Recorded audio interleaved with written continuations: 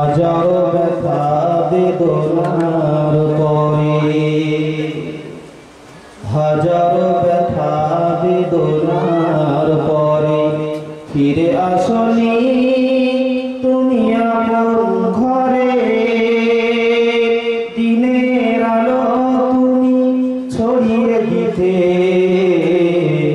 চলে গেলে মদিনায় মক্কা ছেড়ে। হে রাসূল তোমাকে ভুলি আমি কেমন করে, হে রাসূল তোমাকে ভুলি আমি কেমন করে। খেলা খেলে দিন প্রচারের কাজে নিজেকে দিও ছবি দিয়ে। খেলা খেলে দিন প্রচারের কাজে নিজেকে দিও ছবি দিয়ে। তায়েফের কাফিরেরা চিনল না এ আলো, দুষ্ট ছেলেদের পিছু দিল দিয়ে। পাথরের আঘাতে ক্ষত বিক্ষত হয়ে সারা শরীর থেকে রক্ত ঝরে। হে রাসূল তোমাকে ভুলি আমি কেমন করে, হে রাসূল তোমাকে ভুলি আমি কেমন করে। হেরা গুহাই তোমারই ধ্যান, আসমান থেকে নামে আল কোরআন। হেরা গুহাই তোমারই ধ্যান, আসমান থেকে নামে আল কোরআন। ভাঙলো সবার ভুল তোমারই পরে, আসলো কোরআনের ছায়া তলে। খালিদ ওমর আলী আবু বকর ইসলামী ঝান্ডা নিল যে তুলে। ভাঙলো সবার ভুল তোমারই পরে, ইসলামী ঝান্ডা নিল যে তুলে। খালিদ ওমর আলী আবু বকর ইসলামী ঝান্ডা নিল যে তুলে। আল আমিন তুমি ছিলে যে সদা সকল মানবের তরে। হে রাসূল তোমাকে ভুলি আমি কেমন করে, হে রাসূল তোমাকে ভুলি আমি কেমন করে। হাজারো ব্যথা বেদনার পরে ফিরে আসনি তুমি আপন ঘরে। দিনের আলো তুমি ছড়িয়ে দিতে চলে গেলে মদিনায় মক্কা ছেড়ে।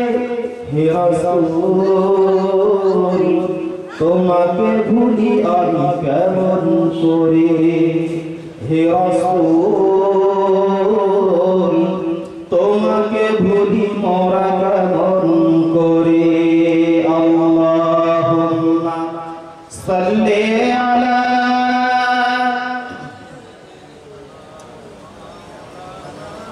ওয়া আলা আলি সাইয়্যিদিনা।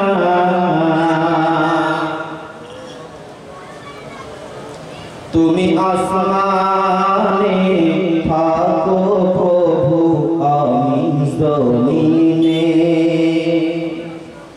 তুমি আসমানে থাকো প্রভু আমি জমিনে। তবু তোমারি প্রেম জানে হৃদয় গহীনে। আমি তোমারি গোলাম গো অন্য কারো না। আমি তোমারি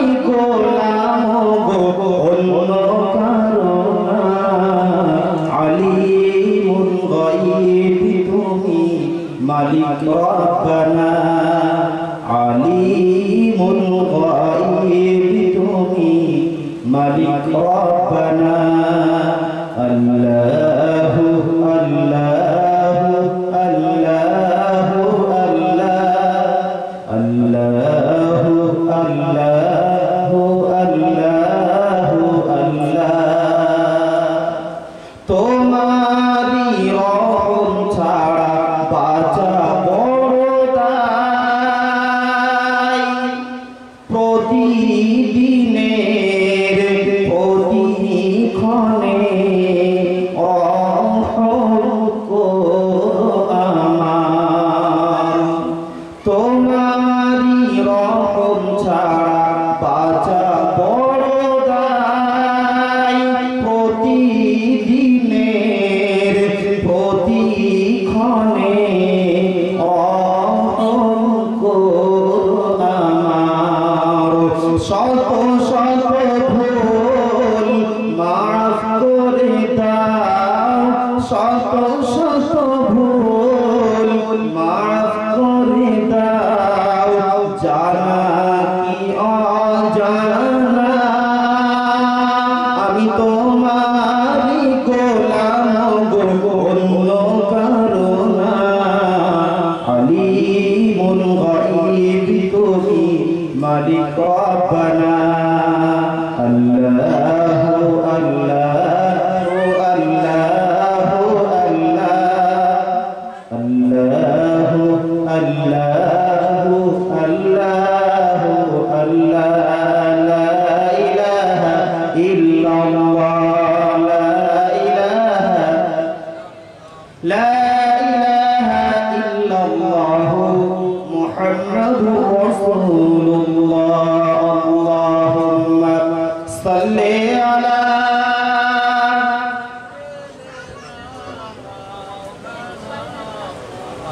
وعلى آل سيدنا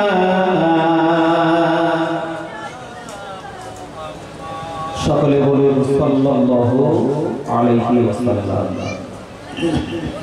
শুরুতে আরো একবার আমি অনুরোধ করছি সেই সমস্ত নওজওয়ান যুবক ভাই ও বাবাজিদেরকে যাদের কানে মাইকের আওয়াজ যাচ্ছে যদি আপনি মুসলমান হয়ে থাকেন তাহলে আপনার নৈতিক দায়িত্ব এবং কর্তব্য এটাই ইসলামের এই বাণীটা সাদরে গ্রহণ করার জন্য এই পাক মাহফিলে চলে আসা কারণ আমরা জানি যেখানে কোরআন হাদিসের আলোচনা হয় সেটা জান্নাতের বাগানে পরিণত হয় কথা ঠিক না ভুল গতকাল এটা জান্নাতের বাগান ছিল না আগামী কাল জান্নাতের বাগান থাকবে না ভাগ্যবান তারাই যারা এই বরকতময় মাহফিলে এসে বসে দ্বীন ও শরিয়াতের কিছু হাসিল করে যদি আপনি মুসলমান হয়ে থাকেন আপনার কাছে আমার দুটো হাত জোর করে অনুরোধ পাক মাহফিলে এসে বসুন শুরুতে আমরা প্রশংসা জানাই সেই মরিয়াম গরিয়ান আল্লাহ রাব্বুল আলামিনের দরবারে যিনি আমাদেরকে মুসলমান করে দুনিয়ায় পাঠিয়েছেন আমরা একবার বলি আলহামদুলিল্লাহ তারপর দরুদ ও সালাম সেই নবীর প্রতি যার উম্মত হতে পেরেছি যার উম্মত করে আল্লাহ দুনিয়ায় পাঠিয়েছে তার দরবার তার রওজা মুবারকে আমরা পৌঁছে দেই লক্ষ কোটি দরুদ এবং সালাম আমরা সকলে বলি সাল্লাল্লাহু আলাইহি ওয়াসাল্লাম তো সম্মানীয় আজকের জলসার সভাপতি আমন্ত্রিত উলামায়ে কিরাম হুফাজে কিরাম হুজ্জাজে কিরাম সম্মুখে বসে থাকা দিন দরদি ধর্মজ্ঞান পিপাসু আল্লাহওয়ালা ভাই বাবাজিরা পর্দার অভ্যন্তরে মায়েরা বোনেরা বেটিরা সকলকে অন্তরের স্থল থেকে আরো একবার জানাই ভক্তি ভরা সালাম আসসালামু আলাইকুম ওয়া রাহমাতুল্লাহি ওয়া বারাকাতুহু ভাইয়া কোরআন শরীফে আল্লাহ রাব্বুল আলামিন বললেন ইয়া আইয়ুহাল্লাযীনা আমানু হে বিশ্বের ঈমানদার নারী পুরুষ উদখুলু ফিস-সিলমি কাফা তোমরা ইসলামের ভিতরে পূর্ণাঙ্গ প্রবেশ করো ইসলাম শান্তি প্রিয় শান্তিময় একটা ধর্ম যদি তুমি দুনিয়াতে শান্তি পেতে চাও, জীবনটা যদি সফলতায় পৌঁছে দিতে চাও, তাহলে আর বিলম্ব না করে ইসলামের বাউন্ডারির ভিতরে চলে এসো। এই কথা কার? আল্লাহ কোরআন শরীফে বললেন।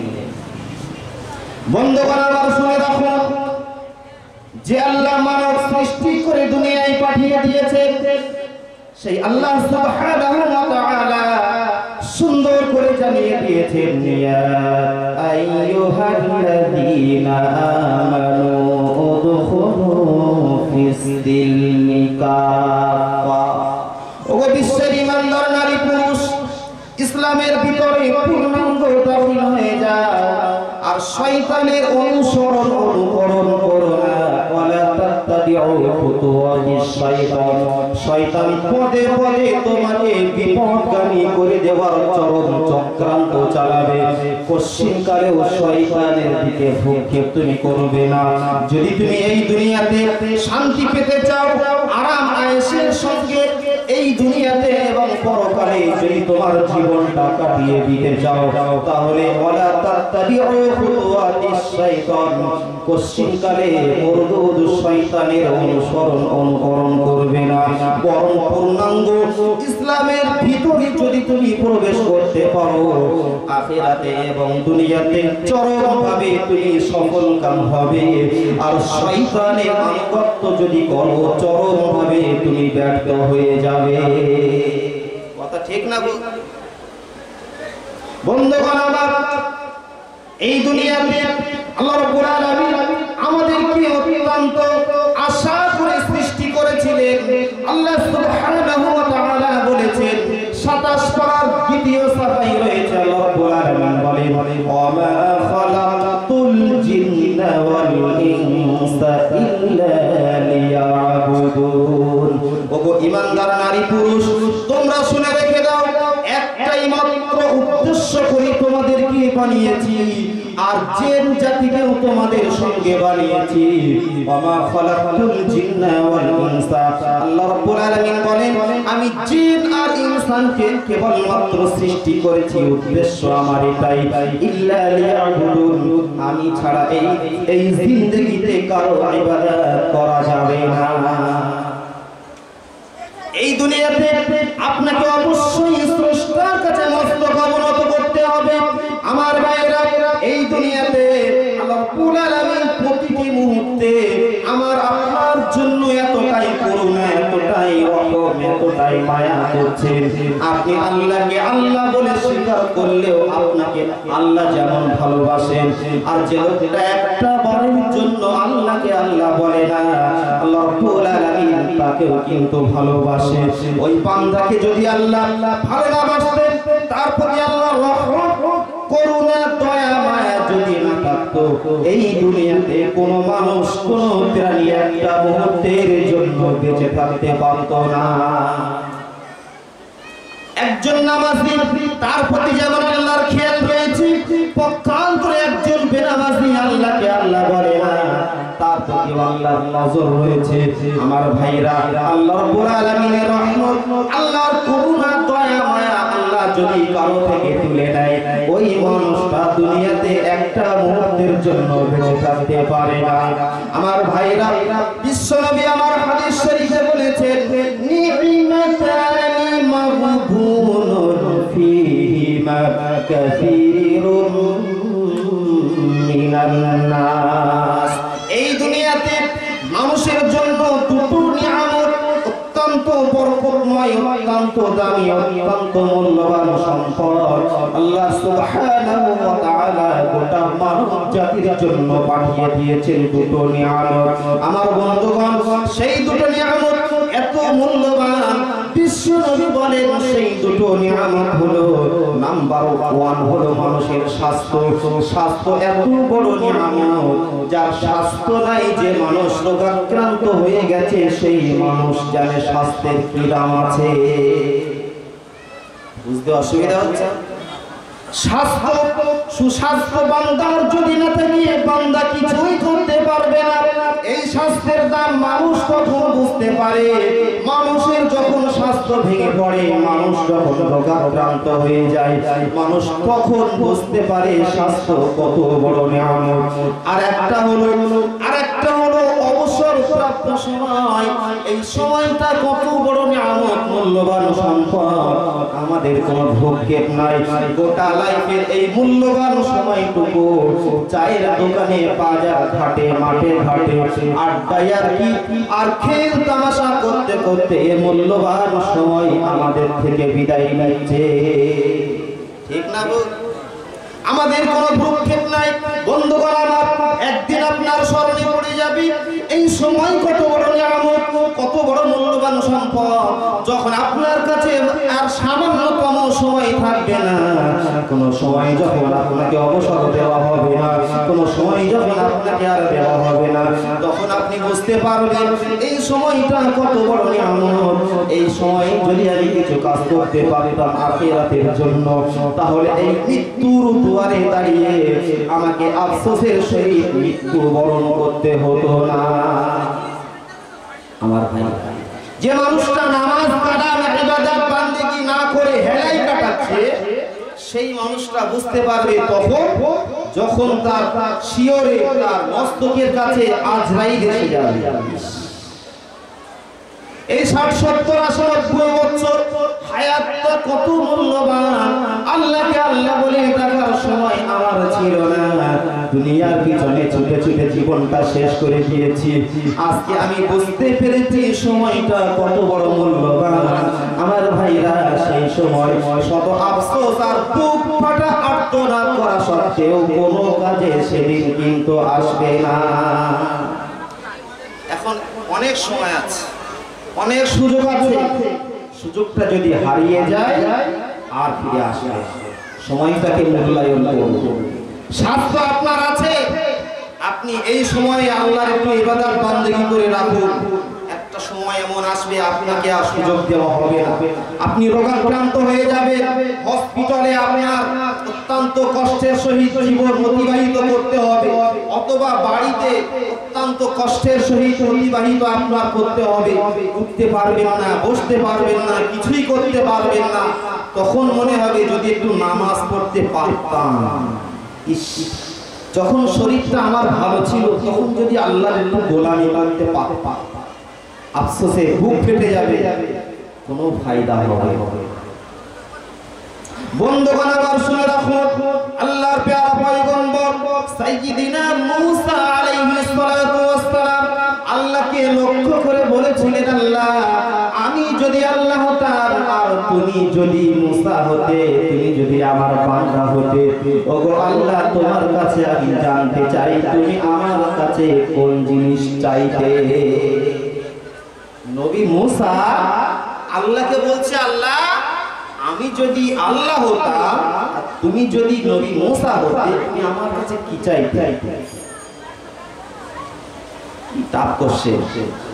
বন্ধুগণ আমার, আল্লাহ সুবহানাহু ওয়া তাআলা মূসা নবীকে লক্ষ্য করে বললেন, মূসা, আমি যদি তোমার গোলাম হতাম, তোমার বান্দা হতাম, আমি যদি নবী মূসা হতাম, আর তুমি যদি আমার আল্লাহ হতে, তোমার কাছে আমি সুস্থ চাইতাম, শরীর সুস্থ, সুস্বাস্থ্য কামনা করতাম। কেন? এই দুনিয়াতে যদি আমি কিছুই করতে চাই, আমার স্বাস্থ্য ভালো থাকা দরকার। ঠিক না? স্বাস্থ্য যদি আমার না থাকে সব শেষ। তাহলে এই সুস্থ শরীর আল্লাহ দান করেছেন, কত বড় নিয়ামত। যার হাত নাই সে জানে হাতের কি দাম, যার চোখ নাই সে জানে চোখের কি দাম, যার কান নাই সে জানে কান কত বড় নিয়ামত, যার পা নাই সে জানে, যার একটা কিডনি নষ্ট হয়েছে সে জানে কিডনি কত বড় সম্পদ। ভাই, এতগুলো মূল্যবান সম্পদ আল্লাহ দিয়েছেন, মাসে মাসে কি বিল দেওয়া হয়? এটা দেই। বন্ধুগণ আমার, সেদিকে আমাদের ভ্রুক্ষেপ নাই, কিন্তু আমরা একটু আরামায়েশ করার জন্য ইলেকট্রিক আমরা ব্যবহার করি। 3টে মাস যখন পার হয়ে যায়, আমার ইচ্ছা না থাকা সত্ত্বেও বাড়িতে বিলটা চলে আসে। কি লাগে? দেওয়া লাগবে। কেন? তুমি আলো বাতাস উপভোগ করেছো, বিল দেওয়া লাগবে। বন্ধুগণ আমার, এই দুনিয়াতে আল্লাহর অক্সিজেন, আলো বাতাস, সূর্যের উপকারিতা মানুষ কতটা ভোগ করে। আমার ভাইরা, যদি আপনাকে কিনে নিতে হতো তাহলে আপনার গোটা সম্পদ শেষ হয়ে যেত, তারপরেও একটা দিন বেঁচে থাকা বড় কঠিন হয়ে যেত। এতগুলো নিয়ামত, সূর্য চন্দ্র, আলো বাতাস, আমার ভাইরা কার্বন ডাই অক্সাইড আর অক্সিজেন কতটা পরিমাণ গোটা বিশ্বের মানুষের জন্য পর্যাপ্ত পরিমাণে দিয়ে রেখেছেন, কোনদিন আল্লাহ বিল দেন না। আমার ভাইরা, বিল আল্লাহ দেননি বটে, আমাদের টাকা পরিশোধ করতে হয়নি বটে, কিন্তু যখন নামাজের জন্য আযানটা হয়, কেন আমরা সেই বিল দেওয়ার কথা মনে করে একটু নামাজ পড়ি না? আল্লাহ রাব্বুল আলামিন বলেন, বান্দারে তোমাকে অত্যন্ত আশা করে আমি বানিয়েছিলাম, যখন মসজিদে আযান হয়ে যায় নামাজের জন্য কেন তুমি আসো না? আযান যখন দেওয়া হয়, হাইয়া আলাস সালাহ, নামাজের জন্য এসো। আযান শুনে শয়তান পালিয়ে যায়, আর এক শ্রেণীর মুসল্লি, এক শ্রেণীর মুসলমান রয়েছে, আযান শুনে এরা পালিয়ে যায়। ঠিক না গো? চল আযান হচ্ছে পালা। এই চরিত্র তো শয়তানের। ইমানদারের চরিত্র, মুসলমানের চরিত্র, আযান হয়েছে চলো নামাজ পড়তে। নামাজ পড়বে কি? ফোন উঠেছে, ফোন সারা দিন রাত ফোনের পিছে, গান বাজনা হারামিতে লাইফটা বরবাদ হচ্ছে। ঠিক না বল? কে করবে শাসন? আলেমরা করবে? নেভা। আলেমরা জাস্ট বলতে পারে, স্মরণ করে দিতে পারে, শাসন করতে হবে আপনি গার্জিয়ান। আপনার ছেলে কি দেখে আপনার ভুলতে পারে না? আপনার মেয়েটা কোন পথে চলে আপনার খেয়াল থাকে না? এই কৈফিয়ত তো আপনাকে দিতেই হবে। আপনি হাজি গাজি আর যাই হন না কেন, জবাবদিহি করার জন্য আপনি তৈরি থাকুন। বন্ধুগণ আমার, যে কথা আমি বলছিলাম, আল্লাহ কত বড় নিয়ামত আমাদের উপরে করেছেন, অনবরত তার নিয়ামত, তার করুণা, তার দয়া আমাদের উপরে আছে। তার দয়া মায়া, তার করুণা যদি না থাকতো, একটা মুহূর্ত দুনিয়ায় বেঁচে থাকা যেত না। বন্ধুগণ আমার, বিশ্বনবী মুহাম্মদ রাসূলুল্লাহ সাল্লাল্লাহু আলাইহি ওয়াসাল্লাম তার সাহাবাদেরকে লক্ষ্য করে বললেন, আমার সাহাবারা রেখে দাও, হাসরের ময়দান এমন কঠিন ময়দান হবে, সেই কঠিন ময়দানে কোন বান্দা অত সহজে কিন্তু ছাড় পাবে না। বান্দা যত নামাজ, রোজা, ইবাদত, বান্দারি, হজ, যাকাত, দান, সাদকা যত কিছু করুক না কেন, নাজাত সহজে পাবে না। বান্দার উপরে আল্লাহ সুবহানাহু ওয়া তাআলা যদি করুণা না করে, দয়া না করে, এই দুনিয়াতে কোন বান্দাকে যেমন আল্লাহ দয়া করেছে, পরকালে আল্লাহ যদি তার বান্দা বান্দির উপরে করুণা, দয়া, মায়া না করে, রহমত যদি না করে, হাসরের ময়দানে কোন বান্দা সেদিন কিন্তু ছাড় পাবে না। আমার বন্ধুগণ, সাহাবারা বললেন, ইয়া রাসূলুল্লাহ, ইয়া হাবিবাল্লাহ, এটা কি আপনার জন্য প্রযোজ্য? বিশ্ব নবী বলেন, আমার সাহাবারা, একই হুকুম আমার জন্য। আমি নামাজ, রোজা, ইবাদত, বান্দেগী যত করি না কেন, হাসরের ময়দানে আল্লাহর দয়া মায়া যদি আমার প্রতি না থাকে, আমি বিশ্ব নবী এক কদম তুলতে পারবো না। ভাইরা আমার, শুনে রাখুন, বিশ্ব নবী মুহাম্মদ রাসূলুল্লাহ সাল্লাল্লাহু আলাইহি ওয়াসাল্লাম তার প্যারা সাহাবাদেরকে লক্ষ্য করে বললেন, আমার সাহাবারা, তোমরা শুনে রেখে দাও, আল্লাহ রাব্বুল আলামিনের এক বান্দা, এক গোলাম, তার মাহবুব বান্দা এই দুনিয়াতে 500 বছর ধরে আল্লাহ সুবহানাহু ওয়া তাআলা এমনি করে ইবাদত বান্দেগী করেছে। ওই বান্দা একটা দ্বীপের মাঝে ইবাদত করত। আমার ভাইরা, আল্লাহ রাব্বুল আলামিন ওই বান্দার প্রতি এতটাই নিয়ামত করেছে। আমার ভাইরা, ওই বান্দা দ্বীপের মাঝে আল্লাহ আনুগত্য স্বীকার করত। রাত দিন 24টা ঘন্টা 500 বছরের ভিতরে আল্লাহর গোলামি, ইবাদত, বান্দেগী ছাড়া ওই বান্দা কিছুই বুঝতো না। 500 বছর ধরে অনবরত আল্লাহর গোলামি, একটা মুহূর্তের জন্য শয়তানের গোলামি সেই বান্দা করে। আল্লাহ রাব্বুল আলামিন বলেন, আমার বান্দা, দ্বীপের মাঝে তোমার বসবাস, দ্বীপের মাঝে তুমি আমার গোলামি করো। এখানে তোমার ডাক তোমাকে কেউ দেখতে পারবে না, কেউ শুনতে পারবে না, তবে বান্দা শোনো, তুমি আমার গোলাম আর আমি তোমার স্রষ্টা। তুমি যে হালাতে যখন যেভাবে যে অবস্থায় থাকো না কেন, দুনিয়ার মানুষ না দেখলেও আমি তোমার স্রষ্টা হিসাবে তোমার প্রতি আমার খেয়াল রয়েছে। ওগো আমার বান্দা, এই দ্বীপের মাঝে তোমার আস্তানা, এখানে মিষ্টি পানি নাই, তুমি আমার ইবাদত করবে, কোনো মিষ্টি পানি যদি এখানে না থাকে তোমার থাকা বড় কঠিন হয়ে যাবে। আমার ভাইরা, আল্লাহ সুবহানাহু ওয়া তাআলা ওই বান্দার জন্য দ্বীপের মাঝে মিষ্টি পানির ঝর্ণা তৈরি করে দিলে। ওগো বান্দা, এখানে পানি খেয়ে তুমি বেঁচে থাকতে পারবে না। আমার ভাইরা, আল্লাহ সুবহানাহু ওয়া তাআলা সেখানে একটা আঙুর গাছ লাগিয়ে দিলেন, আনার গাছ লাগিয়ে দিলেন। ওগো বান্দা আমার, এই পানি তুমি পিপাসার সময় পান করবে, নোনা পানি তো খেতে পারবে না, তাই আমার গোলামি করবে, তোমার যেন কষ্ট না হয়, তোমার আরাম, তোমার জীবন কাটানোর জন্য মিষ্টি পানির ঝর্ণা তৈরি করে দিয়েছি আর আনার গাছের ব্যবস্থা করে দিয়েছি। তুমি যতদিন এই দুনিয়ায় বেঁচে থাকবে আনার ফল খাবে আর মিষ্টি পানি পান করবে আর আমার গোলামি করবে।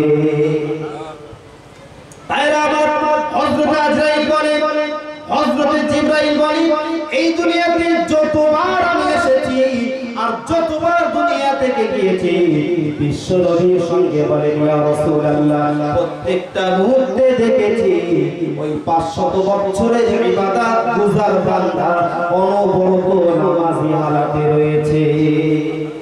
কি ইবাদত! বন্ধুগণ আমার, সাইয়্যিদুল মুরসালিন রাহমাতাল লিল আলামিন, দয়ার সাগর নবী আমার বলেন, সাহাবারা শুনে রেখে দাও, হাসরের ময়দানে ওই বান্দা উঠবে, আল্লাহ সুবহানাহু ওয়া তাআলা ওই বান্দাকে বলবেন, আমার বান্দা আজকে তুমি জান্নাতে চলে যাও, যেহেতু দুনিয়ায় 500 বছর ধরে আমার গোলামি করেছো, আমার ইবাদত করেছো, তবে বান্দা তোমার ইবাদতের পরিবর্তে জান্নাতে যাওয়া হবে না। আমি আল্লাহ যে দয়াময়, আমি আল্লাহ করুণার আধার, আমি আল্লাহ রহমতকারী, দয়া মায়াকারী, আমি রহমত, আমার দয়ায় তুমি আমার জান্নাতে চলে যাও। বান্দা বলবে, মায়েরা বোনেরা যারা পর্দার অভ্যন্তরে আছেন, প্লিজ প্লিজ আওয়াজটা বন্ধ করে বসে। আল্লাহ বলবেন, বান্দা 500 বছর ধরে যে ইবাদত করেছো সেই সওয়াব তোমাকে দেওয়া হবে, তবে আমি আল্লাহ যে রহমানুর রহিম, এই আমার দয়ায় তুমি আমার জান্নাতে যাবে। বন্ধুগণ আমার শুনে রাখুন, এই বান্দা সেদিন বলবেন, আল্লাহ আমি তোমার দয়া কাঙাল নয়, তোমার দয়া আমার প্রয়োজন হবে না, 500 বছর ধরে আমি গোলামি করেছি, আল্লাহ তুমি যা অর্ডার করেছো সেটাই শুনেছি, শয়তানের দিকে কোনো ভূক্ষেপ আমার ছিল না, অতএব আমি দুনিয়াতে যে ইবাদত বান্দেগি করেছি তার সওয়াবটা আমার দেওয়া হোক, আমার সওয়াবের কারণে আজকে আমি জান্নাতে যেতে চাই। আল্লাহ বলবেন, আমার দয়ায় যাও। এই বান্দা বলছে, না তোমার দয়া তাকে দাও, যা দয়া প্রয়োজন, আমি কেন নেব তোমার দয়া। বন্ধুগণ আমার, আল্লাহ সুবহানাহু ওয়া তাআলা ফেরেশতাদিগকে লক্ষ্য করে বলবেন, হে আমার ফেরেশতারা, ওই বান্দার 500 বছরের যে ইবাদত বান্দেগি রয়েছে, 500 বছরের ইবাদত একটা পাল্লাই তুলে দাও, আর এক পাল্লাই আর একটা পাল্লাই এই বান্দার মূল্যবান একটা চোখ যে নিয়ামত আমি দান করেছিলাম, এক পাল্লাই সওয়াব তুলে দাও, আর এক পাল্লাই আমার মূল্যবান সম্পদ নিয়ামত চোখটা তোমরা ঝুলিয়ে দাও। আমার ভাইরা, দেখা যাবে আল্লাহর মূল্যবান নিয়ামত সম্পদ আমাদের জন্য যেটা আল্লাহ দান করেছেন, আমার ভাইরা 500 বছরের ইবাদতের সওয়াবের পাল্লা হালকা হয়ে যাবে, তারপরেও ওই একটা মূল্যবান চোখের পাল্লা ভারী হয়ে যাবে। তাহলে দেখা গেল আরো তো অনেক কিছু রয়েছে, সামান্য একটা চোখ আমরা কোনো যার মূল্যায়ন করি, চোখে যদি একটা ফুটো পড়ে, খুব সামান্য, যেটা খালি চোখে দেখা যায় না, যার পরে সে জানে মনে হয় পাহাড় পড়েছে। এই চোখে যে ভুরু আছে এটা এমনি দেওয়া হয়, অনেক ব্যাখ্যা রয়েছে। কি সুন্দর করে আল্লাহ বানিয়েছেন যদি আপনি ভাবেন, যদি আপনি একটু খেয়াল করেন, ফিকির করেন, এই মস্ত অনবরত সেজদায় চলে আসে। যদি না ভাবেন করেন। বন্ধুগণ আমার, 500 বছরের ইবাদতের পাল্লাটা যখন হালকা হয়ে গেল, তার তুলনায় চোখের পাল্লা যখন ভারী হয়ে গেল, আল্লাহ সুবহানাহু ওয়া তাআলা বলবেন, বান্দারে এবারে জাহান্নামে তোমাকে মনে হয় যেতে হবে, আর কি নিয়ে তুমি জান্নাতে যাবে? ভাইরা আমার, ওই বান্দা সেদিন বলবেন, আল্লাহ আমি বুঝতে পারি না, আমি যত নামাজ, রোজা, হজ, যাকাত যা কিছু করি না কেন, তারপরে তোমার দয়া যদি না হয়, তোমার মায়া, তোমার রহম কোন বান্দা বান্দির উপরে যদি না হয়, ওই বান্দা বান্দির গোটা লাইফের যত সওয়াব হয়েছে, তারপরে তোমার দয়া যদি না হয়, বান্দা বান্দি হাসরের ময়দানে ছাড় পাবে না। আল্লাহ বুঝতে পারি, আল্লাহ বলবেন আমার একটা চোখে খেসারাত দিতে 500 বছরের ইবাদত গেল, এখনো অনেক কিছু বাকি, দাঁড়াও, কোনো বিচার কিছু নেই। বান্দা বলবেন, আল্লাহ আমি বুঝতে পারি। আল্লাহ সুবহানাহু ওয়া তাআলা বলবেন, বান্দারে তোমার এবারে হিসাব দেওয়া লাগবে। আমার নিয়ামত, আমার করুণা, দয়া মায়া যদি তোমার উপরে না হতো, ওই 500 বছর কেন একটা মুহূর্ত দ্বীপের মাঝে তুমি বাঁচতে পারতে না। তুমি কি খাবে? তোমার জন্য নোনা পানি তুমি পান করতে পারবে না, মিষ্টি পানির ব্যবস্থা করে দিয়েছি না। কি খাবে? আনার গাছের ফল আমি সেখানে ব্যবস্থা করেছিলাম। আমার এই নিয়ামত তোমার উপরে দুনিয়ায় যদি আমি না দিতাম, ওগো বান্দা 500 বছর কেন একটা মুহূর্ত দুনিয়ায় তুমি বাঁচতে পারতে না। ঠিক না বউ? বান্দা জান্নাতে যাবে, আমার দয়া লাগবে না, কই এবারে যাও। বান্দা বলবেন, আল্লাহ বুঝতে পারি, যত নামাজ, রোজা, হজ, যাকাত, ইবাদত, বান্দেগি যা কিছু করি না কেন, তারপরে তোমার দয়া যদি না হয়, আল্লাহ বিশ্বাস করেন আমি জান্নাতে যেতে পারবো। আল্লাহ বলবেন, বান্দা তুমি বুঝলে একটু লেট, এটা তুমি মনে রেখো, তোমার ইবাদত বান্দেগি তোমাকে বাঁচাতে পারবে না আমার দয়া যদি না হয়।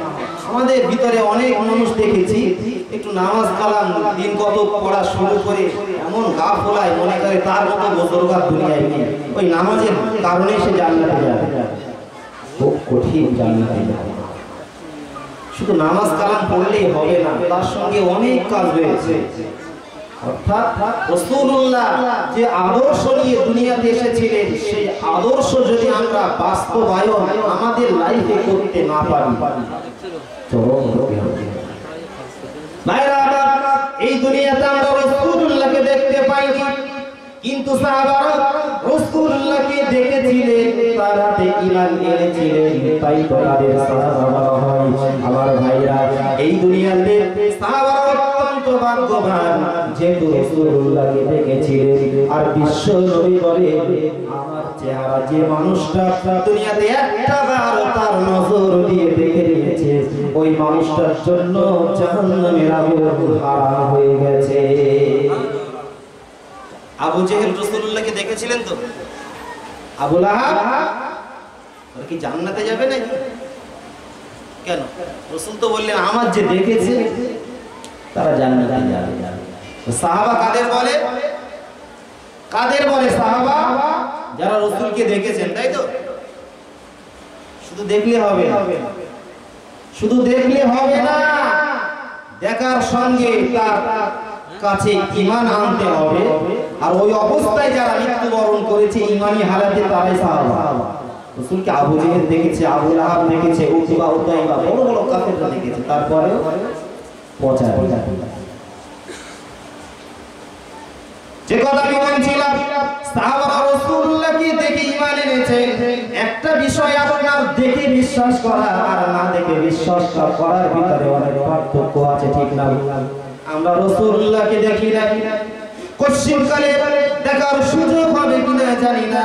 আল্লাহ সুবহানাহু ওয়া তাআলা সেই মূল্যবান সম্পদ যেন নসিব করেন, সবাই বলেন আমিন। আমার ভাইরা, আমরা রাসূলুল্লাহকে দেখি নাই, সাহাবারা রাসূলুল্লাহকে দেখেছেন, ঈমান এনেছেন, তারা মূল্যবান সম্পদ তারা জোগাড় করে ফেলেছে। আমার ভাইরা, আমাদের ভিতরে অনেক মানুষ এমন বলতে হয়তো পারে আমরা রাসূলকে দেখি নাই, আমাদের জন্য রাসূলুল্লাহর কোনো ভূক্ষেপ নাই। আমরা তো হুজুরকে দেখি, সাহাবা হুজুরকে দেখেছি, আমাদের জন্য একটা অফার দিয়েছে। আমি আজকে বলে যাই, আমরা হয়তো ভাবি রাসূল আমাদের দেখেননি, আমরা দেখিনি, সাহাবারা দেখেছিলেন, তারা অনেক ভাগ্যবান। আমাদের খেয়াল রাসূলুল্লাহ নেই, এমন হয়তো অনেকের মনে হতে পারে। ভাইরা আমার, শুনে রাখো, বিশ্বনবী সাইয়্যিদুল মুরসালিন রাহমাতাল লিল আলামিন তার পাক জবানে বলেছেন, তুবা লিমান রাআনি ওয়া আমানা বি।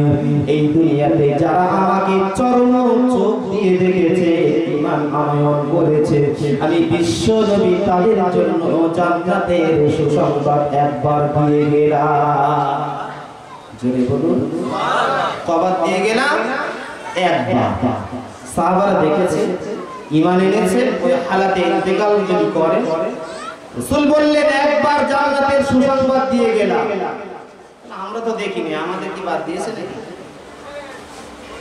এমন একটা মনে হয় না, আমরা তো দেখিনি, আমাদের আর কি আছে? আরে আমার, আপনি আল্লাহকে বলতে পারেন, রাসূলুল্লাহকে বলতে পারেন, কিন্তু আল্লাহ এবং তার রাসূল আপনাকে বলতে পারেন না। বিশ্বনবী বলেছেন, ওয়াতুবা লিমান লাম ইয়ারানি ওয়া আমানা বি। জোরে বলুন সুবহানাল্লাহ।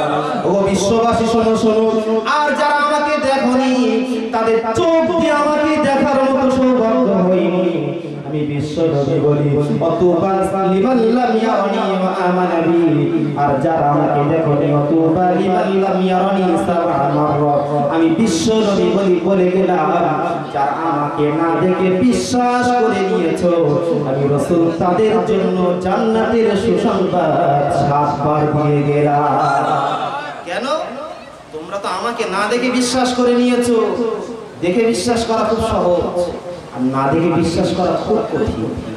এত বড় নিয়ামত আমাদের জন্য আল্লাহ দিয়েছেন, রাসূলুল্লাহ এত সুসংবাদ শুনিয়ে গিয়েছেন, তারপরে হতভাগা কপাল ফাটার দল রাসূলুল্লাহর দিকে কোনো ভ্রুক্ষেপ নাই, আল্লাহর দিকে কোনো ভ্রুক্ষেপের নাই। শয়তানের গোলামি করতে এরা সব সময় ব্যস্ত আছে। কথা ঠিক না বল? ভাইরা আমার, এভাবে করে হেলাই হেলাই জীবনটা যদি কেটে যায়, কপালে এমন আগুন লাগবে, সেই দিন আগুন নেভানোর মতো কোনো পানি পাওয়া যাবে না। আমার ভাইরা, এখনো সময় রয়েছে, অবসর প্রাপ্ত সময় আপনার হাতে রয়েছে। স্বাস্থ্য ভালো রেখেছেন আল্লাহ। যে দুটো কথা আমি বলেছিলাম, রাসূল বলেছেন মূল্যবান সম্পদ আল্লাহ তার বান্দা বান্দির জন্য দিয়েছেন, কিন্তু বান্দা বান্দি এত বড় হতভাগা, সেই মূল্যবান নিয়ামত পাওয়ার পরেও তার দিকে কোনো ভ্রুক্ষেপ নাই। ভাইরা আমার, সেই মূল্যবান সম্পদ আমাদের সামনে রয়েছে। নামাজ, রোজা, ইবাদত, বান্দেগি করে জীবনটা কাটিয়ে দিন, যতদিন হায়াতে আপনাকে আল্লাহ বাঁচিয়ে রেখেছে। আর যদি হেলাই হেলাই শয়তানের গোলামি আনুগত্য করে জীবনটা যদি শেষ করে দেয়, এমন একটা সময় আসবে, সেদিন কেঁদে কিন্তু চোখের পানি ফুরিয়ে যাবে। সব ভাইরা আমার, শুনে রাখো, এই দুনিয়াতে আমরা রাসূলুল্লাহকে না দেখে বিশ্বাস করেছি, অবশ্যই জান্নাতের সুসংবাদ 7 বার রাসূলুল্লাহ দিয়েছেন। কিন্তু এটা ভেবে দেবেন না আমি আর নামাজ, রোজা, ইবাদত, বান্দেগি কিছুই করি না, আর করি আর না করি, রাসূলুল্লাহ জান্নাতের সুসংবাদ দিয়ে গেছে 7 বার। নামাজ না পড়লে রাসূলুল্লাহর কথা অনুযায়ী জান্নাতে পৌঁছে যাব। আমি বলি বাবু, সহজে জান্নাত আমার আপনার নসিবে জুড়বে না। রাসূলুল্লাহর দেখানো পথ জীবনে যদি মন প্রাণ থেকে না নিতে পারি, অত সহজে জান্নাতুল ফিরদাউস আমাদের জন্য যাওয়া সহজ হবে না। ঠিক না বল? জীবনটা হেলায় কাটাবে, আর মারা যাবে, জান্নাতে চলে যাবে, কত সহজ হবে। এই দুনিয়াতে বহু মানুষকে আমি বলতে শুনেছি, বহু নামাজি রোজাদারকে বলতে শুনেছি, ওই নামাজির যদি চরম কোনো ক্ষতি হয়ে যায়, ওই নামাজি মানুষটা বারবার এমন কথা বলে, আল্লাহ আমি এত নামাজ, এত রোজা, এত দান সাদকা ইবাদত বান্দেগি করি, তারপরেও এমন মারাত্মক বিপদ কেন আমাকে তুমি দিলে আল্লাহ? আল্লাহ আমি এত নামাজ রোজা করি আর আমার প্রতি এই মুসিবত, তুমি টের পাও না? বাড়ির পাশে সলিমুদ্দি তোমাকে একবারও আল্লাহ বলে ডাকে না, তার কোনো কষ্ট নেই, রিল্যাক্সে জীবন যাপন করছে, আর আমি সারা জীবন তোমার নামাজ রোজা ইবাদত বান্দেগি কত কিছু করছি, আর আমার এত বিপদ, এত মুসিবত কি সহ্য করা যায়? অনেক নামাজিকে বলতে শুনেছি, তাই এক বালতি গরুর দুধে এক ফোঁটা চোনা যদি পড়ে ভালো থাকে? কি ভালো থাকে? এক বালতি গরুর দুধ, এক ফোঁটা চোনা সব বড়। ভাইরা আমার শুনে রাখুন, এই দুনিয়াতে আল্লাহ আপনাকে পাঠিয়ে দিয়েছে। আল্লাহ সুবহানাহু ওয়া তাআলা বলেন, আহাসিবান নাসু আইয়ুতরাকু আইয়াকুলু আমান্না ওয়া হুম লা ইফতানুন। মানুষ কি এটা ভেবে নিয়েছে সে বলবে ঈমানদার, আর তাকে কোনো পরীক্ষা করা হবে না, জান্নাতে পাঠিয়ে দেওয়া হবে, নির্ভর কোশ্চিনকারে হবে না। বান্দা বান্দি যদি ঈমানদারের দাবিদার হয়, ঈমানদারের দাবি করার পরে পর্যাপ্ত পরিমাণে পরীক্ষা তার উপরে আমি নামিয়ে দেব। দেখে নিতে চাই কত বড় ঈমানদার। বিপদ মুসিবত তোমার উপরে অনবরত নামিয়ে দেওয়া হবে। এটাই স্বাভাবিক।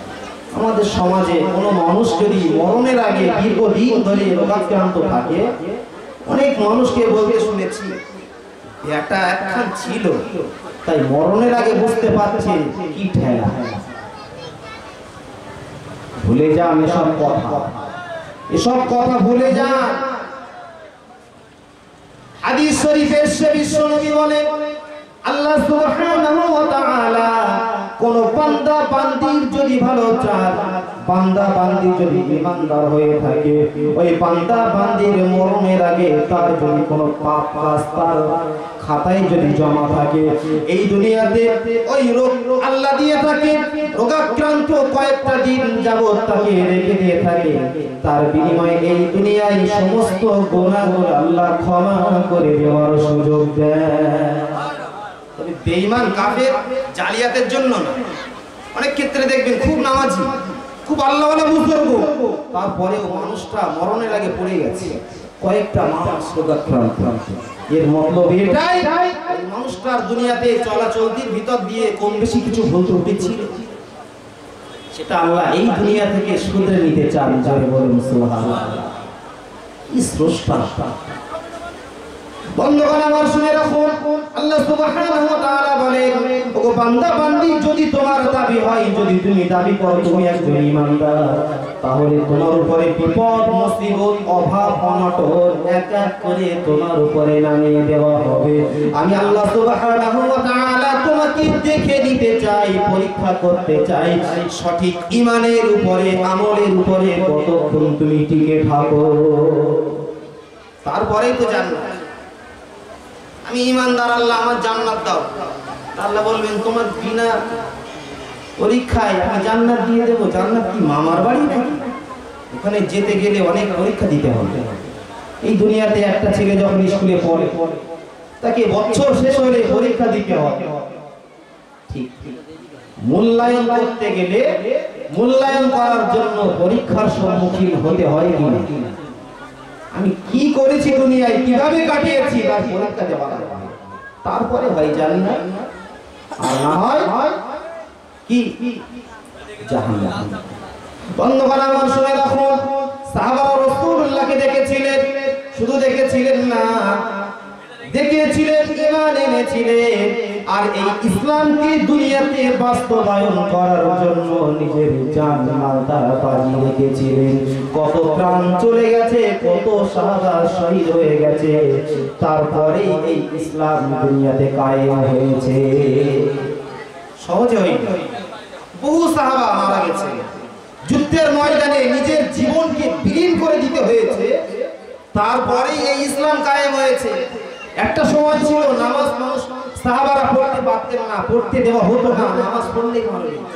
এই যুগে কেউ মারে না, তারপরেও নামাজ পড়ে। সাহাবারা জান বাজি রেখে ইসলামের হুকুম বাস্তবায়ন করার চেষ্টা করেছে,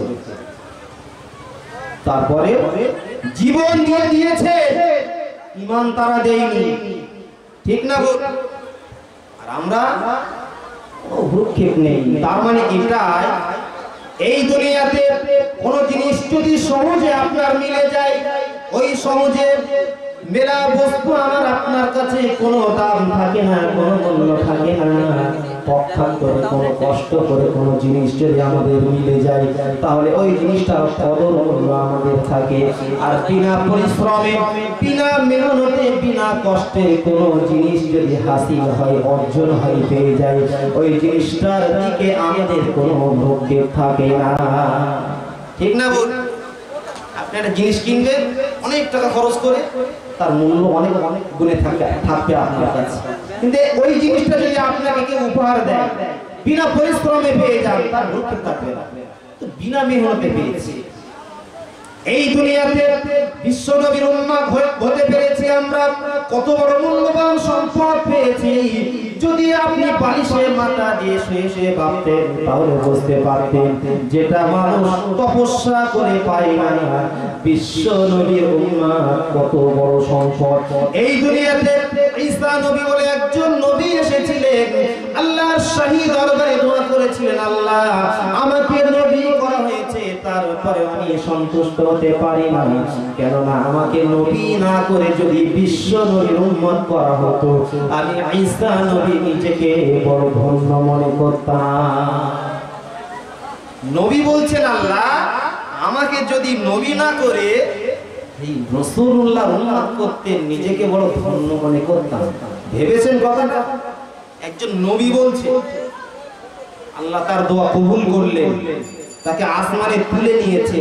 খ্রিস্টানরা বলে না যিশু খ্রিস্ট, নাউযু বিল্লাহি মিন যালিক।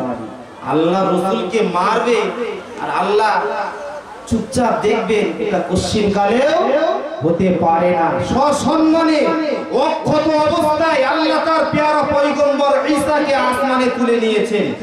তিনি জীবিত আছেন, তিনি আবার দুনিয়াতে আসবেন। রাসূলুল্লাহ উম্মত হয়ে, জোরে বলুন সুবহানাল্লাহ। আর আমরা বিনা পরিশ্রমে হয়েছি রাসূলুল্লাহর উম্মত। তাই নামাজ, কালাম, ইবাদত, বান্দেগি আমাদের ভিতরে কিছু নেই, শুধু আছে হারামি আর জালিয়াতি। ঠিক না? কেন? বিনা পরিশ্রমে এসেছে। কষ্ট যদি করতে হতো, যুদ্ধের ময়দানে যদি নামতে হতো, তাহলে বুঝতে পারতাম এই ইসলাম কত কষ্ট করে কায়েম হয়েছে। সাহাবারা, ভাইরা আমার, আপনি অবাক হয়ে যাবেন, হযরতে বেলাল রাদিয়াল্লাহু আনহু বিশ্ব নবীর নাম শুনে গোপনে বিশ্ব নবীর নুরানি হাত ধরে কলেমা শরীফটা পড়ে নিয়েছেন।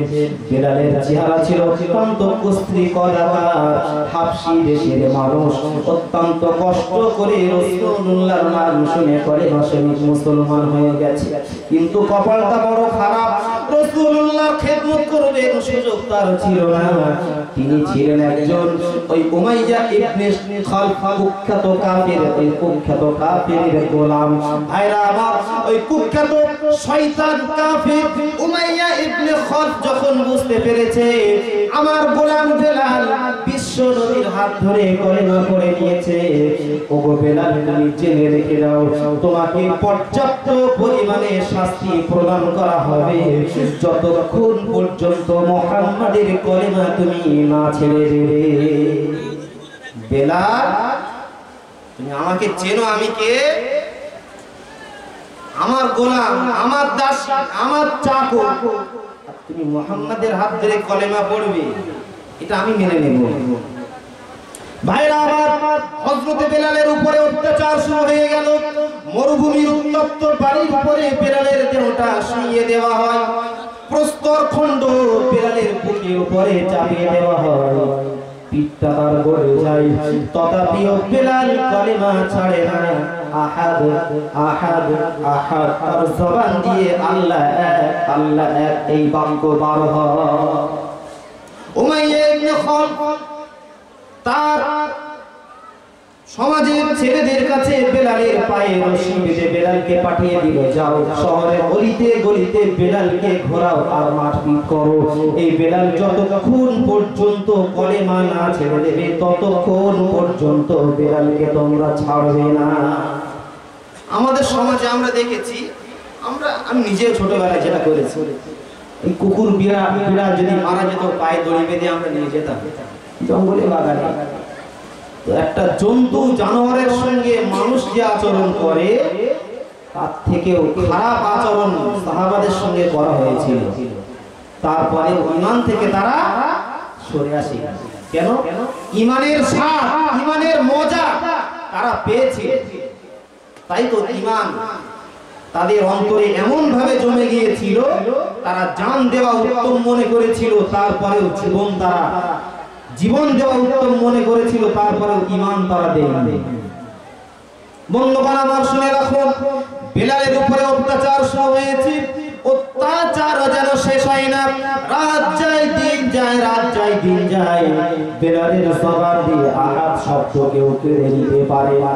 হযরত সিদ্দিক আকবর খলিফাতুল মুসলিমিন আমিরুল মুমিনিন আবু বকর একদিন বেলালকে মারপিট করা অবস্থায় সেখান দিয়ে গুটি গুটি পায়ে হেঁটে যাচ্ছিলেন। বন্ধুগণ আমার, আবু বকর সিদ্দিক এই করুণ দৃশ্য দেখতে পেলেন না। বন্ধুগণ আমার, করুণ দৃশ্য না দেখতে পেরে তিনি বাড়িতে ফিরে গেলেন। বেশ কিছু অর্থ আনয়ন করে উমাইয়া ইবনে খালদকে দিয়ে বললেন, উমাইয়া বেলালকে তুমি আযাব করে দাও। উমাইয়া, এভাবে আপনাকে মেরো না, এই পয়সার বিনিময়ে তাকে তুমি ছেড়ে দাও, খুব কষ্ট পাচ্ছে, এভাবে অত্যাচার করো। বন্ধুগণ আমার, উমাইয়া ইবনে খালদ বেলালকে যখন ছেড়ে দিল, বেলাল স্বাধীন হয়ে গেল। বেলাল কোটি কোটি পাই দিন দুনিয়ার বাদশা বিশ্ব নবী মুহাম্মদুর রাসূলুল্লাহ, সকলে বলুন সাল্লাল্লাহু আলাইহি ওয়াসাল্লাম, আমার হাবিবের কাছে চলে গিয়েছে। ওগো ইয়া রাসূলুল্লাহ, ইয়া হাবিবাল্লাহ, হুজুর কলেমা এনেছিলাম বটে, কিন্তু এমন নসিব আমার মন্দ, কলেমা আনার পরে আপনার খেদমত করব, আপনার পাশে থাকবো এমন সুযোগ আমার ছিল না। আমার মুনিব, আমার যে মহাজন এমন পাষাণ্ড, তার হাতে মার খেয়ে খেয়ে আমার জীবনটা যেন মরে যাবার মতো হয়েছে। ইয়া রাসূলুল্লাহ, ইয়া হাবিবাল্লাহ, তারপরেও ঈমানের যে মজা, যে স্বাদ আমি পেয়েছিলাম, সেই স্বাদ আমাকে ঈমান থেকে ফেরাতে পারে না। আজ থেকে আমি স্বাধীন হয়ে গেছি। ইয়া রাসূলুল্লাহ, ইয়া হাবিবাল্লাহ, আজ থেকে যতদিন আমি বেঁচে থাকবো আপনার খেদমত করে আমার জীবন আমি বিলিয়ে দেব। হুজুর, আমি আপনার খেদমতে নিয়ে দিব, কি করতে হবে তাই শুধু বলুন। বেলাল যা কালো ছিল, অসাধারণ কালো, দেখতে তো ভালো না, খুব কালো। তারপরে রাসূল বললেন, বাবা আজ থেকে তুমি মসজিদে নববীর মুয়াজ্জিন। পৃথিবীর শ্রেষ্ঠ মসজিদ মসজিদে নববী বললে ভুল হবে। সেই মসজিদের মুয়াজ্জিন সহজে মেলে না, করে দিচ্ছেন কে? পৃথিবীর শ্রেষ্ঠ মুহাম্মদ, ঠিক না বল? বাবা আজ থেকে তুমি এই মসজিদের মুয়াজ্জিন। সাহাবাদের ভিতরে মনে মনে একটা ঈর্ষা হতো, কত সুন্দর সুন্দর সাহেব রয়েছে, সাহাবা রয়েছে, তাদেরকে না দিয়ে এত বড় একটা পাওয়ার, এত বড় একটা কাজ, সেই কালো বেলা। ঠিক আছে, ভাইরা আমার, চেহারা তার কালো বটে, দেখতে তার ভালো ছিল না বটে, তারপরে তার জবানের এই আওয়াজ, জবানের আযান আল্লাহ সুবহানাহু ওয়া তাআলার শাহী দরবারে ছিল মঞ্জুর। আল্লাহ চেহারা দেখে না, আল্লাহ দেখেন অন্তর। বেলাল কালো হতে পারে, ভিতরটা অত্যন্ত মূল্যবান। বিশ্বনবী আমার বেলালকে মুয়াজ্জিন করে দিলেন। বিলাল মসজিদে নববীর মুয়াজ্জিন হয়ে গেলেন। বিলাল মিনারে উঠে আযান দেয়, বিশ্ব নবী মিম্বারে বসে থাকেন। আশহাদু আন্না মুহাম্মাদুর রাসূলুল্লাহ, আশহাদু আন্না মুহাম্মাদুর রাসূলুল্লাহ, আমি সাক্ষ্য দিচ্ছি যে আল্লাহর রাসূল এই বিশ্ব নবী হলেন বিশ্ব নবীর শেষ নবী। আমার ভাইরা, বিলাল আযানে যখন রাসূলুল্লাহর নামটা উচ্চারণ করতেন, মিম্বারে বসে থাকা বিশ্ব নবীর দিকে তাকিয়ে দেখতেন, ইশারা করতেন, আমি যা সাক্ষ্য দিচ্ছি তিনি এই ব্যক্তি। কিন্তু দুঃখের বিষয়, কয়েকটা বছর যেতে না যেতে এই দুনিয়ার শ্রেষ্ঠ মহামানব রাহমাতাল লিল আলামিন যখন ইন্তেকাল করেছেন, ইন্তেকাল করার পরে তার যখন দাফন কাফন হয়ে গেল, হযরত বিলাল বলেন, না এই মদিনা শরীফে আর থাকবো না, যেখানে আমি রাসূলুল্লাহর চেহারার দিকে তাকিয়ে থাকতাম, তাকিয়ে আমার জীবনটা শেষ করে দেওয়ার মতো করে দিয়েছি। আজকে আমি মদিনাতুল মুনাওয়ারায় ঘুরে বেড়াবো আর রাসূলকে দেখতে পাবো না। এই মদিনাতুল মুনাওয়ারাতে আমি বিলাল আর থাকবো না, আমি আর থাকবো না। ভাইরা আমার, তার সামান তার মালপত্র গুছিয়ে নিয়ে যখন বসে আছেন মদিনা থেকে চলে যাবে, ওমর ফারুক রাদিয়াল্লাহু আনহু বলেন, বাবা বিলাল, ও ভাই বিলাল, আজকে তুমি কোথায় যাবে? মনটা কেন তোমার খারাপ? হযরত বিলাল বলে, ওগো ওমর, শুনে রেখে দাও, যেখানে রাসূলুল্লাহ জীবিত ছিলেন আমি বারবার আযানের ভিতরে রাসূলুল্লাহর দিকে যখন আশহাদু আন্না মুহাম্মাদুর রাসূলুল্লাহ পাঠ করেছি, বারবার বিশ্ব নবীর দিকে তাকিয়েছি, মিম্বারে বসে থাকা রাসূলুল্লাহর দিকে, কিন্তু আযান আমি দিতে পারবো না, আমি মদিনায় থাকবো না। যে মদিনায় রাসূলকে আমি পাবো না, সেই মদিনায় আমার মতো বিলাল আর থাকবে না। ওগো ওমর, যতদিন বেঁচে থাকবো দামেস্কে চলে যাব, দামেস্কে গিয়ে কাজ কারবারের ভিতর দিয়ে আর জিহাদের ময়দানে শরীক হয়ে নিজের জীবন উৎসর্গ করে দেব, থাকবো না মদিনায়। আমার বন্ধুগণ, হযরত বিলাল মনটা খারাপ, ভারাক্রান্ত হৃদয়ে মালপত্র গুছিয়ে নিয়ে দামেস্কে চলে গেলেন। কিন্তু কয়েকটা দিন পরে সাইয়্যিদুল মুরসালিন রাহমাতাল লিল আলামিন বিশ্বনবী জনাবে মুহাম্মদুর রাসূলুল্লাহ, সবাই বলুন সাল্লাল্লাহু আলাইহি ওয়াসাল্লাম, হুজুর আমার স্বপ্নের ভিতরে বিলালকে বললেন, বাবা বিলাল, তোমাকে কেন আমি আর খুঁজে পাই না? ওগো বিলাল, তুমি কোথায় চলে গেছো? তোমাকে তো খুঁজে পাওয়া যায় না, আমার মদিনা ছেড়ে তুমি কোথায় চলে গেছো বাবা বিলাল? বিলাল বলেন, ইয়া রাসূলুল্লাহ, ইয়া হাবিবাল্লাহ, হুজুর, আপনাকে হারিয়ে ফেলে মদিনায় থাকা আমার পক্ষে আমি ভালো মনে করতাম না, আপনাকে পাবো না, তাই মদিনা ছেড়ে আমি দামেস্কে চলে এসেছি। ওগো বিলাল, তুমি কেন মদিনা ছেড়ে চলে গেছো বাবা বিলাল? বিশ্বনবী যখন এই স্বপ্ন দেখালেন বিলালকে, বিলাল বলেন, আমার ঘুমটা যখন ভেঙে গেল, আমার মনটা বড় খারাপ হয়ে গেল। আহারে, আমার রাসূল স্বপ্নের ভিতরে এমন কথা আমাকে কেন শোনালেন?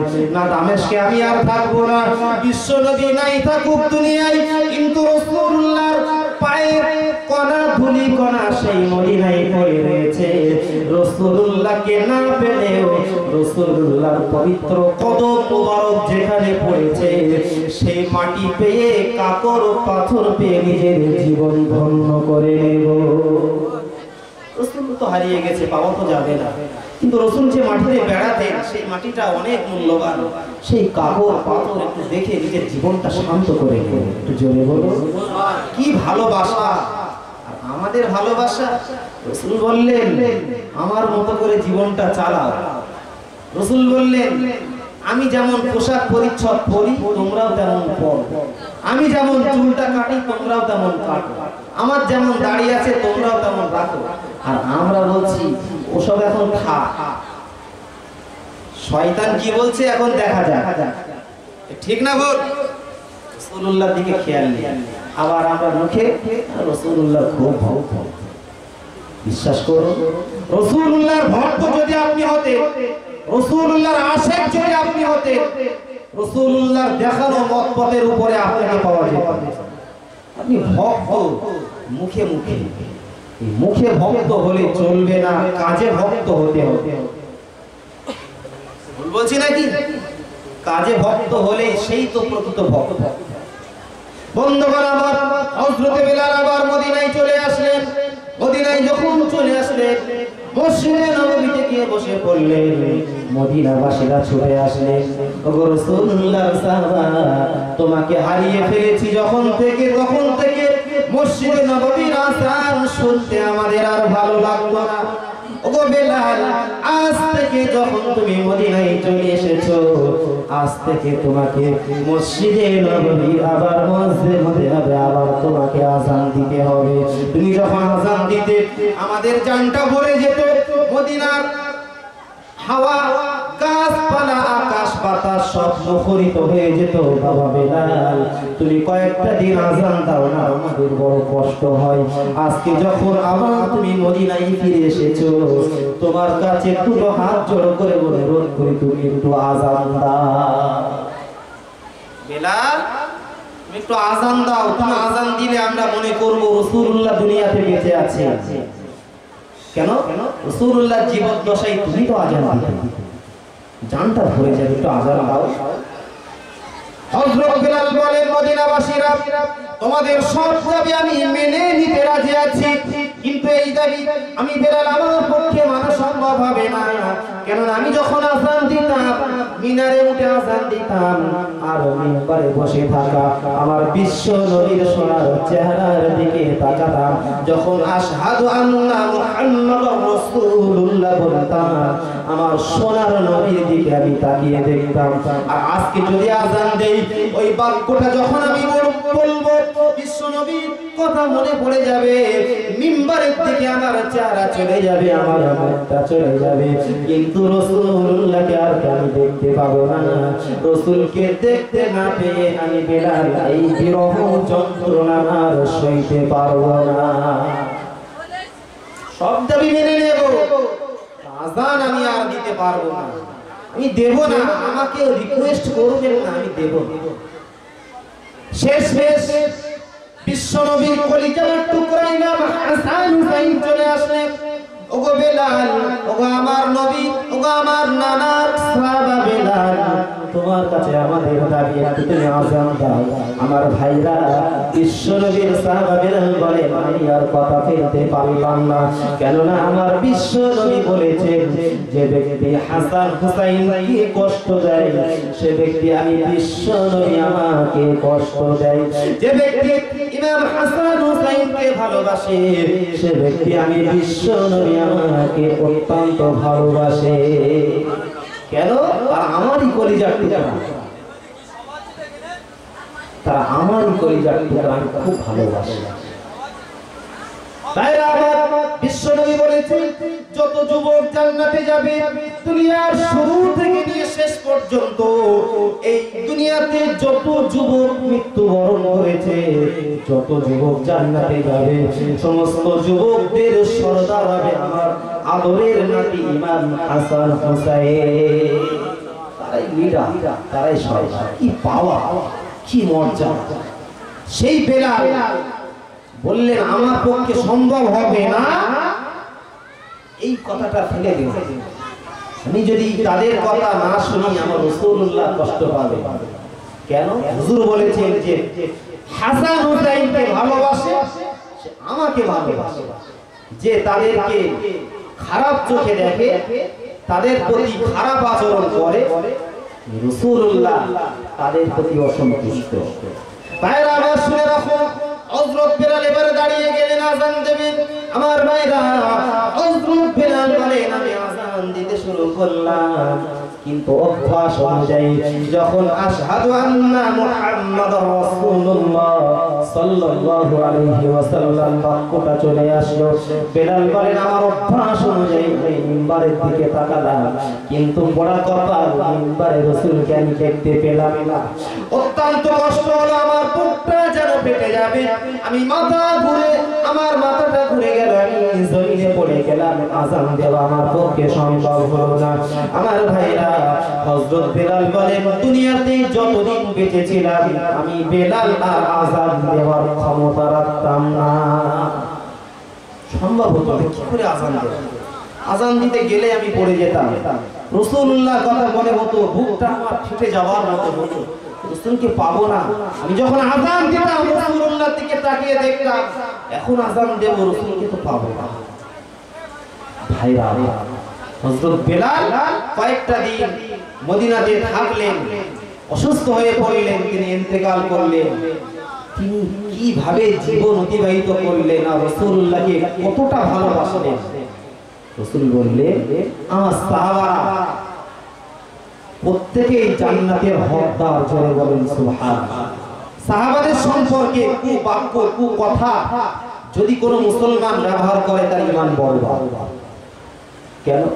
ভাইরা আমার শুনে রাখুন, বিশ্বনবী বলেন, আমার প্রত্যেকটা সাহাবা আকাশের এক একটা নক্ষত্রের সমতুল্য।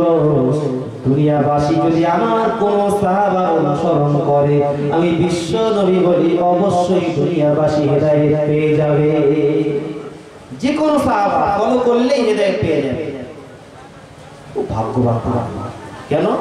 রাসূলকে দেখেছিলেন, ঈমান এনেছিলেন, ওই অবস্থায় মৃত্যুবরণ করেছে, জান দিয়ে দিয়েছে, কিন্তু ঈমান তারা দেননি। ভাইরা আমার, এই দুনিয়াতে শুরু থেকে যত অত্যাচার করা হয়েছে, ইমাম এমনি করে বেলাল, খাব্বাব, খুবাইব, সুমাইয়া, আমার ভাইরা, আর এমনি করে ওই পূর্বের সময়তে যত সাহাবাদের উপরে অত্যাচার হয়েছে, এখন গোটা বিশ্বের নারী পুরুষ ঈমানদার যত রয়েছে তাদের প্রতি তার আংশিক অত্যাচার কিন্তু কেউ করে।